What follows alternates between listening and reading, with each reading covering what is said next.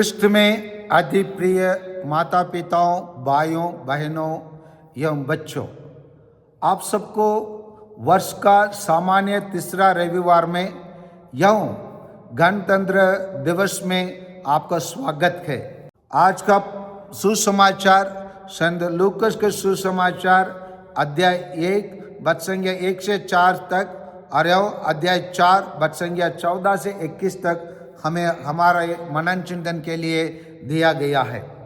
जैसे हम संत लूकस के सुसमाचार के शुरुआत को देखेंगे तो यहाँ पर शुरू में ग्रंथ का समर्पण का मुख्य उद्देश्य यहाँ दिया गया है और एक अच्छे लेखक जैसे उसका एक पृष्ठभूमि देता है और उसी को अपने लेख को शुरू करता है, उसी प्रकार उन दिनों के यूनानी लोगों के साहित्य के अनुसार ग्रीक लिटरेचर के अनुसार जिस प्रकार शुरू करना है उसी प्रकार वो शुरू करते हुए और वो किसके लिए लिख रहा है, इसीलिए श्रीमान थियोफिलस मुझे आपके लिए उनका क्रमबद्ध विवरण लिखना उचित जान पड़ा, जिससे आप यह जान ले कि आप जो शिक्षा आपको मिली है वह सत्य है बोलकर शुरुआत करते हैं।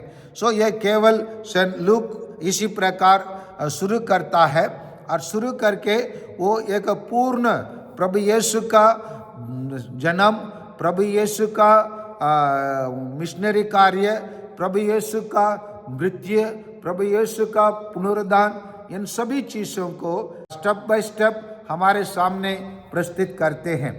और वो प्रस्तुत करते हैं वो बताते हैं जो शिक्षा आपको मिली है वो सत्य है, जिसी को हम संत यूहन्ना के सुसमाचार अध्याय 14 वचन 6 में प्रभु यीशु स्वयं बताते हैं, मार्ग सत्य और जीवन मैं हूँ। वही सत्य को यहाँ पर संत लूकस प्रस्तुत करते आज हमारे मनन चिंतन के लिए हम जैसे हम आगे बढ़ते हैं अध्याय 4 वचन संख्या 14 से 21 में क्या बताया गया है, आइए हम उसी पर मनन चिंतन करने के लिए हम प्रयास करें। इसी पर क्या रहस्य छिपाया है, आइए उसको देखने के लिए हम प्रयास करें।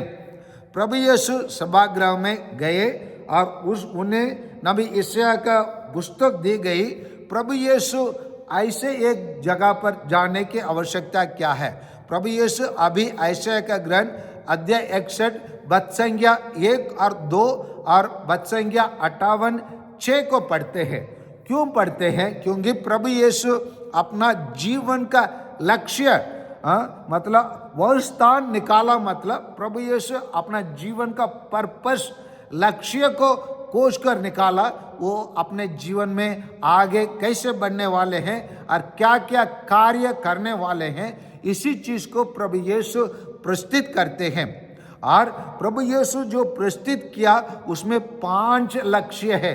आइए ये 5 लक्ष्य को हम देखने के लिए और उसमें छिपा हुआ बातों को जानने के लिए हम प्रयास करें।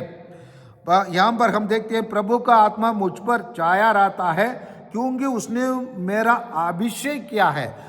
मतलब यहाँ प्रभु यीशु अपने आप को मसीह के रूप में, मसीहा के रूप में वहाँ बैठे हुए लोगों के सामने प्रस्तुत करते हैं।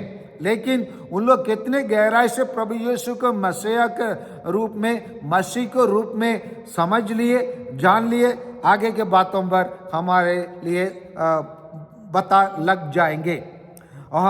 उसने मुझे भेजा है, उसे ईश्वर ने उसको भेजा है। भेजने का लक्ष्य एक एक बताते जा रहे, पाला है जिससे मैं दरिद्रों को सुसमाचार सुनाऊं।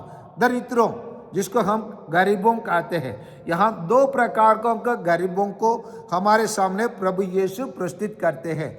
जो लोग भौतिक वस्तुओं को बिना जी रहे हैं, उन लोग पाला दरिद्र लोग हैं, जिसको हम आजकल के भाषा में कहेंगे तो रोटी, कपड़ा, मकान, ये 3 चीज नहीं रहने वालों को हम लोग दरिद्रों के रूप में एक प्रकार लेंगे। और दूसरे दरिद्रों को सुसमाचार सुना, मतलब जो लोग आध्यात्मिक रूप से दरिद्र है, जिसको हम इंग्लिश में कहेंगे तो स्पिरिचुअल एम्प्टीनेस। स्पिरिचुअल एम्प्टीनेस कैसे है? प्रभु यीशु अपने दैनिक जीवन में बहुत सारे धनी लोगों को भी उन्होंने अपने जीवन में सामना किया, जैसे मत्ती को सामना किया, जक्कईस को सामना किया और शताब्दी को सामना किया और एक अमीर नवयुवक को सामना किया। इन लोग सब क्या थे? इन लोग सब आध्यात्मिक रूप से उन लोग दरिद्रों थे। प्रकार के दरिद्रों हैं, उन दोनों प्रकार के लोगों को दरिद्र सुसमाचार सुनाने के लिए प्रभु यीशु आए हैं, ये पाला है।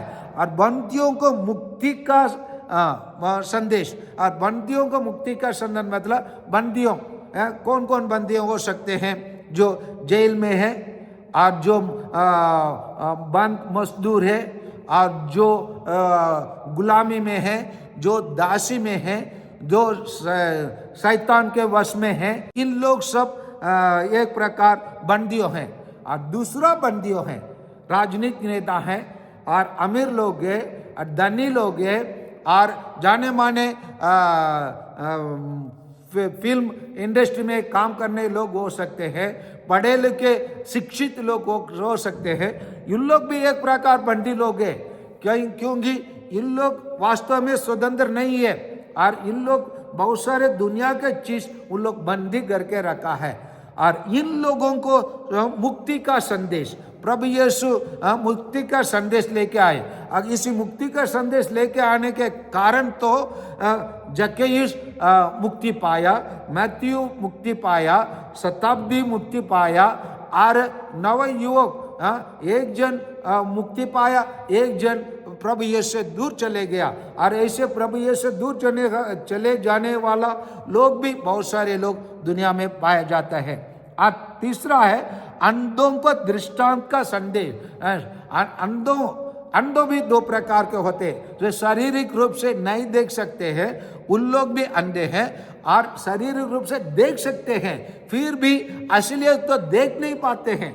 जहां हम बैठे हैं लोगों में अधिकांश लोग प्रभु यीशु जैसे उन्होंने घोषणा किया, प्रभु का आत्मा मुझ पर छाया रहता है क्योंकि उसने मेरा अभिषेक किया है, क्योंकि प्रभु यीशु वही अनॉइंटेड क्राइस्ट है। तो अभिषिक्त व्यक्ति वही है, वही मसीहा है, जो वही मसीह है जो दुनिया में आने वाला व्यक्ति है। वही चीज, वही मसीह को वहां रहने वाले देख नहीं पाए। अधिकतम उन लोग केवल उसको एक बढ़ाई के बेटे के रूप में देख पाए, उसी से ज्यादा उन लोग देख नहीं पाए। उन लोग भी अंधे होते हैं, आंख रहने के बावजूद भी अंधे होते हैं, और इसी चीज को प्रभु यीशु वहां उनके सामने रखते हैं। और इसके अलावा जो कान रहने के बावजूद सुन नहीं पाते हैं, वही लोग भी गूंगे हो जाते हैं, और वही लोग भी बहरे हो जाते हैं, और वही लोग सच्चाई को सुनना नहीं चाहते हैं। अगर सुनने के बाद भी और उसी के अनुसार चलना नहीं चाहते हैं। अगर जब तक हम राजनीति नेता को हम तारीफ करेंगे तो, और कोई भी महान लोगों को तारीफ करेंगे तो हमारा तारीफ को उन लोग सुनने के लिए तैयार है, और वही लोगों के बीच में उनकी कुछ कमियों को आप बोल दीजिए और कमियों को उनके समक्ष रखिए, हम हमारे बीच में से उन लोग उठ के चले जाएंगे, और नहीं तो हमारे साथ उन लोग प्रतिशोध करेंगे। हम लोग को उन लोग नीचे दिखाकर उन लोग चले जाएंगे, क्योंकि असली चीज को उन लोग देख नहीं पाते हैं, असली देश को देखने के लिए तैयार नहीं होते। इसी चीज को मैं बोल सकता हूँ, हमारे देश के प्रधानमंत्री एक प्रकार का अंधा है, इसीलिए वो मणिपुर में आज तक जाकर हमारे देश में हमारे विश्वासी गण कैसे समस्या में है, उसको देखने के लिए उनको देखने की हिम्मत नहीं है, देखने को आंख नहीं है, देखने के लिए असली चीज को देखकर उसी चीज को सामना करने के लिए उसके पास आंख नहीं है। ऐसे लोगों को प्रभु यीशु कहते हैं अंधे हैं, और ऐसे लोगों के लिए प्रभु यीशु दृष्ट दान लेके आए हैं। अगर वो ये लोग इसीलिए प्रभु यीशु कहा, मैं हूँ दुनिया के ज्योति, दुनिया की ज्योति को देखने के लिए असली आंखों की असली दृष्टिदान की आवश्यकता होता है। और जिन लोगों में ये नहीं है उन लोग सब अंधे हैं। इसीलिए प्रभु यीशु अपना तीसरा मुद्दा और पर्पस को बता रहा है। और 14 प्रभु यीशु का लक्ष्य है दलितों को स्वतंत्रकरण। दलितों को स्वतंत्रकरण मतलब जो लोग गरीब हैं, जो लोग गुलामी में हैं, जो लोग जीवन जीने का जो आवश्यकता होता है उनके पास नहीं है, जिनके पास ज्ञान नहीं है, जिनके पास जीवन जीने का असली ज्ञान विवेक नहीं है, और उनके लिए प्रभु यीशु स्वतंत्रता लेके आ रहे। और साथ के साथ वो लोग भी दलित हैं, वो लोग भी दलित हैं जो पैसा होने के बावजूद और अमीर होने के बावजूद, ज्ञान होने के बावजूद उन लोग भी दलित लोग हैं। जैसे प्रभु यीशु जैसे आज सुसमाचार प्रचार कर रहे हैं, प्रभु यीशु को उन लोग देख नहीं पाए, इसीलिए उन लोग भी दलित है और उन लोग को भी स्वतंत्रता प्रभु यीशु लेके आए। और पांचवा प्रभु यीशु का लक्ष्य है प्रभु के अनुग्रह का वर्ष घोषित करें।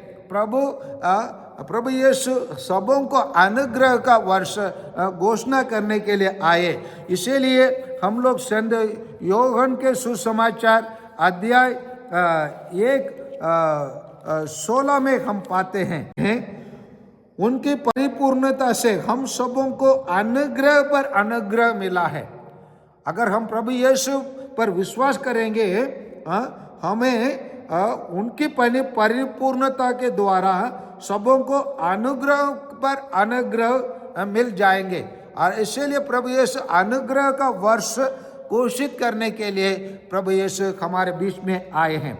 और प्यारे भाइयों और बहनों, इन सभी 5 लक्ष्यों को हम लोग पा सकते हैं हमारे संविधान के उद्देशिका में, जिसको हम कहते हैं इंडियन प्रियम्बल। इसी संविधान के उद्देशिका में क्या कहा गया है, आइए उसको देखने के लिए हम प्रयास करें। क्या क्या देना चाहता है? सामाजिक और आर्थिक और राजनीतिक न्याय, विचार और अभिव्यक्ति, विश्वास, धर्म और उपासना की स्वतंत्रता, प्रतिष्ठा और अवसर की समानता प्राप्त करने के लिए, प्रतिष्ठा और अवसर की समानता प्राप्त करने के लिए तथा उन सबों में व्यक्ति की गरिमा और राष्ट्र की एकता और अखंडता पाने के लिए हमारे देश की उद्देश्य का हमारे लिए घोषणा करता है। ये सभी चीज़ों को आज प्रभु यीशु जो यहूदी लोगों के सामने सभागृह में घोषणा किया, उन सभी चीज़ों को हम ये पैरेलल में हम देख सकते हैं। अगल बगल में रखकर हम इस दोनों को पढ़ेंगे तो हम प्रभु यीशु जो घोषणा किया, प्रभु यीशु जो करने के लिए आया, जो मिशनरी कार्य उन्होंने कैसे शुरू किया, उसी को बाइबल में प्रभु यीशु 2000 वर्ष के पहले ही घोषणा किया, जिसको हम प्रभु यीशु के जन्म के बाद 1947 वर्षों के बाद और 1950 वर्षों के बाद हमारे देश उसी चीज में कदम रखती है, जिसके कारणवश हमारा देश आज तक हमारा प्रभु यीशु को अधिक नहीं जान पाया, क्योंकि हमारा देश हमारे प्रभु यीशु के शिक्षा के सामने एक छोटा बालक के रूप में है। और इसीलिए हम ये बालक हमारे प्रभु यीशु का सिद्धांत और शिक्षा को ग्रहण करने में असमर्थ है, क्योंकि इनके पास इतना ये खुलापन नहीं है और स्वतंत्रता नहीं है और समझने का शक्ति नहीं है। इसीलिए हमारा देश अभी भी पिछड़ा है, अभी भी हमारे देश के लोग गुलामी में हैं, अभी भी हमारे देश स्वतंत्र नहीं पाए असली रूप में, अभी भी हमारे देश के लोग अंधे हैं, अभी भी हमारे देश के लोग बहरे हैं, क्योंकि इन 24 चीज़ों का प्रभु यीशु जो 2000 वर्षों के पहले घोषणा किया, उसी चीज़ को उन लोग जान के होते और उन लोग ग्रहण किए होते और उन लोग पा लिए होते, क्या होते, उन लोग मुक्ति प्राप्त किए होते, प्रभु यीशु को अपने जीवन का मुक्तिदाता के रूप में उन लोग पा लिए होते। और इसी कमियों के कारण आज भी हमारे देश लोग हमारे प्रभु मसीह से दूर है। और उन लोगों के लिए यही प्रभु यीशु का यह संदेश को हम लोग घर घर पहुंचाना और द्वार द्वार पहुंचाना और हर एक लोगों के दिमाग में प्रभु यीशु को, सिद्धांतों को, शिक्षाओं को लेके जाकर उनके दिमाग में बैठाने का काम हर एक ईसाई का होता है। इसीलिए आज जैसे हम लोग हमारे देश का गणतंत्र दिवस मना रहे हैं, गणतंत्र दिवस का लक्ष्य को, उद्देश्य का प्रभु यीशु 2000 वर्षों के पहले ही हमारे लिए छोड़ के गए हैं। इसीलिए आइए इसी को गंभीरता से ले। प्रभु यीशु जैसे अपने मिशनरी कार्य जिए, अपने मिशनरी कार्य को शुरुआत किए, उसी प्रकार हम प्रत्येक जन हम प्रभु यीशु को कार्य को करने के लिए हम आगे आए, ताकि हमारा देश को हम असली रूप से गणतंत्र देश के रूप में हम बदल सकते हैं, बना सकते हैं। हम केवल जब हम प्रभु मसीह के शिक्षा के अनुसार चल पाएंगे, प्रभु यीशु के अनुसार हम जीवन जी पाएंगे, तब हमारे देश पूर्ण रूप से गणतंत्र देश बनेंगे, स्वतंत्र देश बनेंगे। आमीन।